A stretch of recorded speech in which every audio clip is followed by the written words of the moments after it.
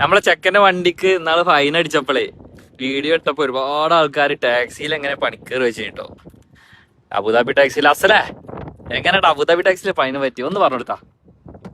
എന്താണ് അഭിപ്രായം ടാക്സിനെ കുറിച്ച്?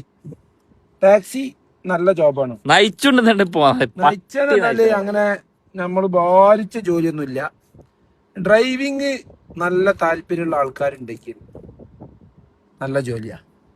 പിന്നെ ടാക്സി അത്യാവശ്യം സാലറി ഒക്കെ ഉണ്ടാക്കാം. പക്ഷെ ഉള്ള വിഷയം എന്താണെന്ന് വെച്ചാൽ വന്നാലൊരു 60% ആൾക്കാർക്ക് ഇതിനെ കുറിച്ച് അത്രക്ക് ഒരു സെറ്റ് ആവുള്ളൂ. ബാക്കി 40% ആൾക്കാർ നെഗറ്റീവായിട്ടേ വരുള്ളൂ.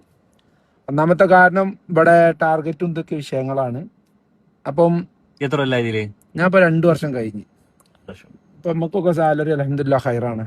സീസൺ ടൈം നല്ല മെച്ചമുള്ള കാര്യമാണ്. ഒരു 60% ആൾക്കാർ നിൽക്കും, 40% ആൾക്കാർ പോവും. എല്ലാ പണിക്കും ഇതില് അത്യാവശ്യം സാലറി കിട്ടുമ്പോ അതിന്റേതായ ബുദ്ധിമുട്ടുകൾ ഇതിലുണ്ട്, ഇല്ലാന്നൊന്നും നമ്മൾ പറയില്ല. ബേസിക് നമുക്ക് 800 കിട്ടും, 800 അക്കോമഡേഷൻ കിട്ടും, ലോണ്ടറി പല കമ്പനി അല്ല അബുദാബിയിൽ എല്ലാ ടാക്സിക്കും ഒരേ റൂൾസാ. പ്ലസ് കമ്മീഷനിൽ ഒരുപാട് മാറ്റമുണ്ട്. കമ്മീഷനിൽ ഞങ്ങൾക്ക് ഞാൻ നാട്ടിൽ ഞങ്ങളൊരു കൊച്ചി ബേസ് ചെയ്തൊരു ട്രാവൽസ് ഇന്റർവ്യൂ ചെയ്തിട്ട് കൊണ്ടുവന്നു.